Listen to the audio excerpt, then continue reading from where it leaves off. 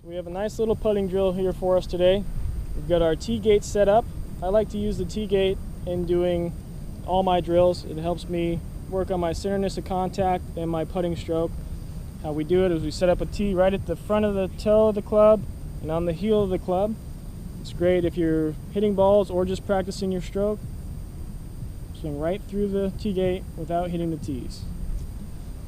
So I have it set up here to help me with another drill, which is going to help me with my distance control. We have our tee set up at 3 feet, at 6 feet, and about 9 to 10 feet.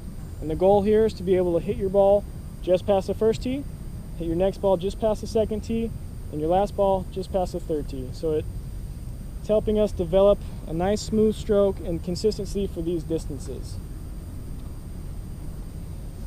To give a little example here, we have our T-gate. I'm going to hit this first one just past 3 feet. There we go.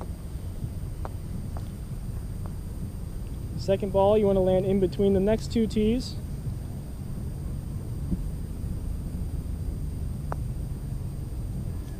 And the third ball, we want to get past the third tees.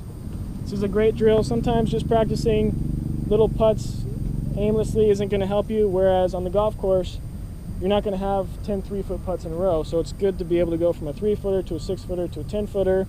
And then once you go all the way through, you can go all the way back. You can start at 10 to 6 to 3. It's just a great drill to help you with your distance control.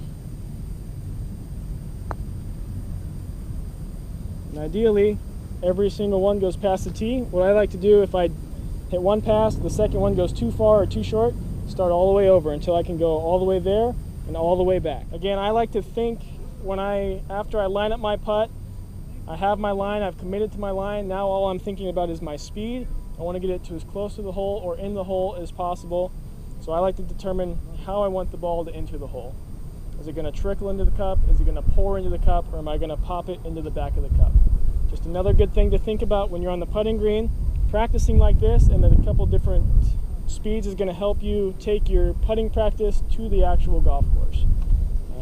Practicing with a purpose, like I said in our other lessons, is a really important thing, because that's what we want. We want this practice to translate onto the golf course, and this is another one of those drills that's going to help you do that.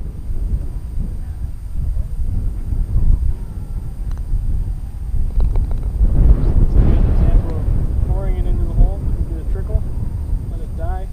Get a little bit of a break, so it's really going to trickle in at about 3 o'clock.